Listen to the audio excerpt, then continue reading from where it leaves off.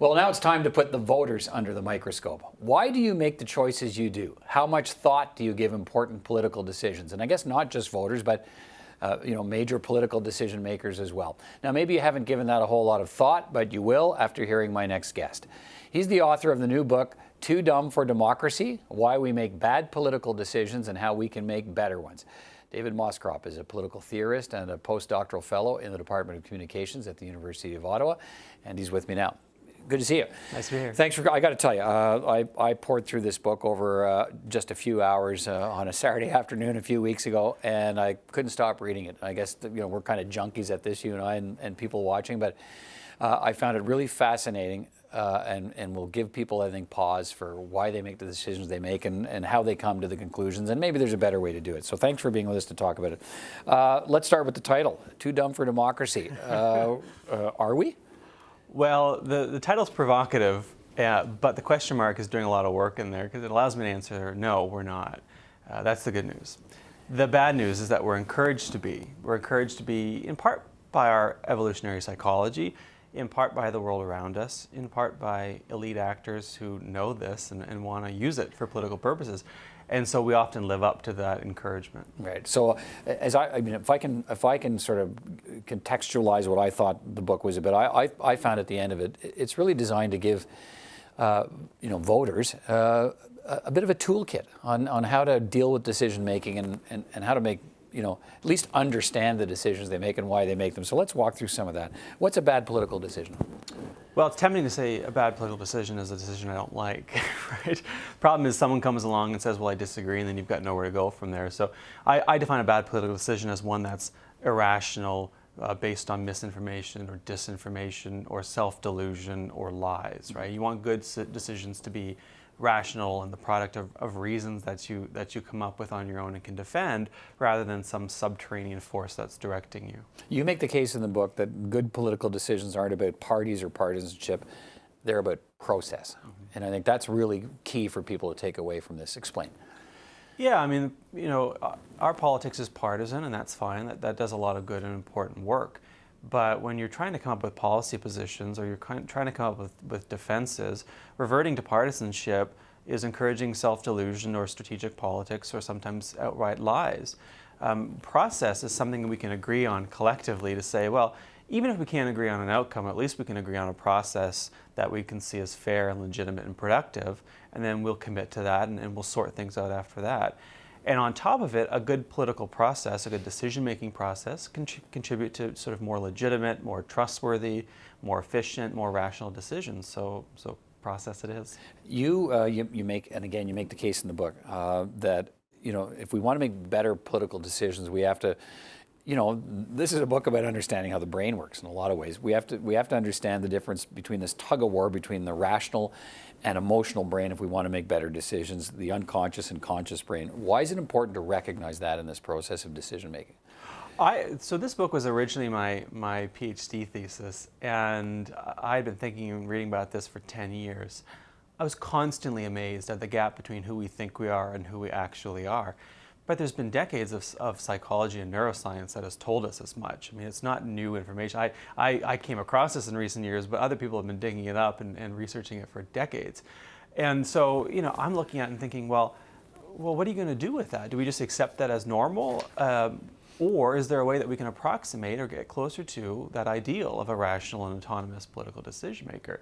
And when you start to understand human psychology and you start to understand a little bit of neuroscience, and understand the institutions around us, you quickly realize that there are better or worse ways to do things given who we are, so let's do them better. Okay.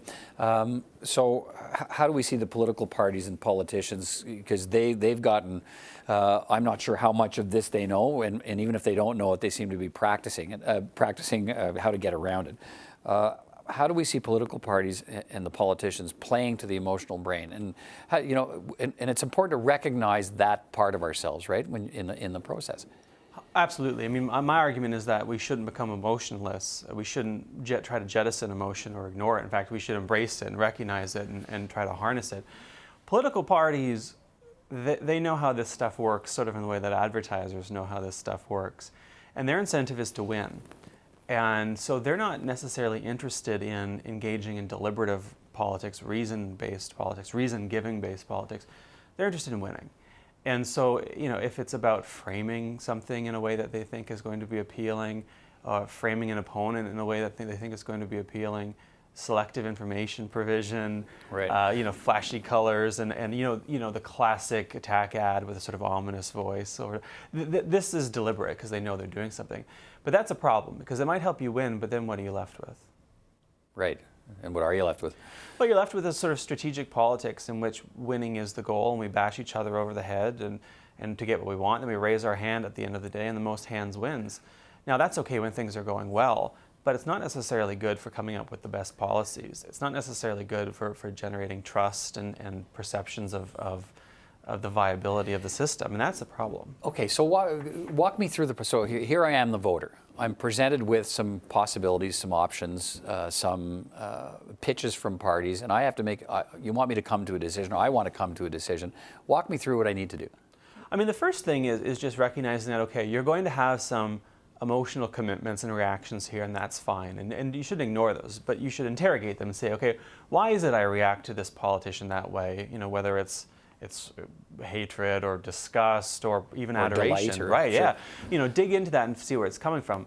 The next thing is look up some basic facts on a couple of issues you think is important. You don't have to read through every manifesto, every platform, and know every candidate, but you should have a sense of where the party stands.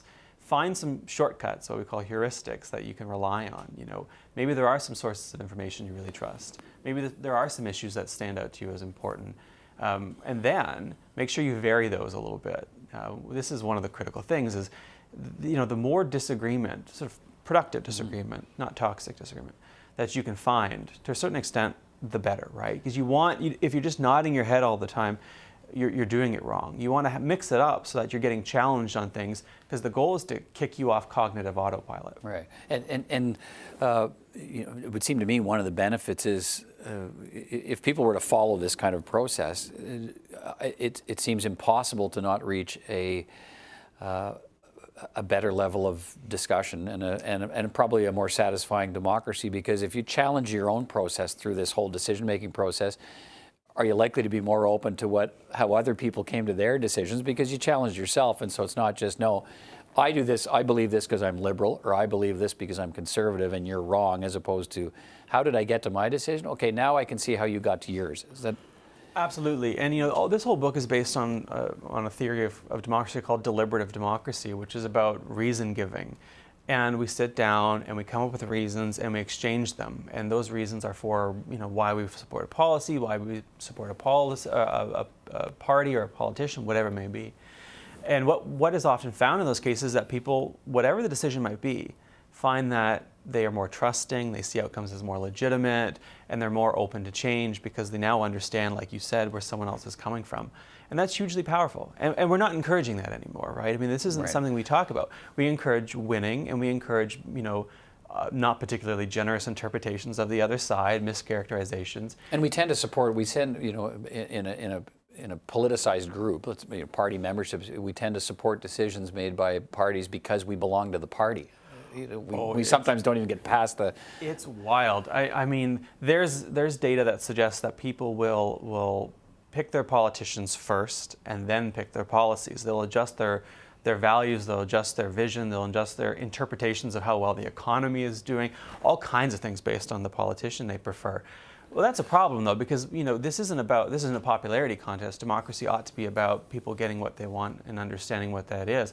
But when you're picking your party or your politician first and then adjusting your policies afterwards, you get into trouble with that, because then you turn around and you'll defend these people blindly in the most absurd ways that other people look at and say, doesn't really check out. And we might see a lot of that because let's finish on this, we are in an election year, and you've written that elections are necessary to channel disagreement and options into a rules-based process for electing governments. But we can do better. You say, what's wrong with the elections we have now? Well, I mean, as one prime minister was famously attributed to having said, is that elections aren't a good time to discuss policy. And that's a problem, because they ought to be the ultimate time to discuss policy. But instead you get a sort of horse race that's covered as a student council popularity contest instead of a serious discussion about how we want the country to be governed. And parties say, well, that's just how it works. That's not true. They could make it a substantive policy discussion tomorrow if they wanted to, but voters have to sort of push them and to want that, to incentivize them to want that, and we'd all be better off if they did. All right, David Moscrop, Too Dumb for Democracy, Why We Make Bad Political Decisions and How We Can Make Better Ones. Thanks so much for your time today. My pleasure.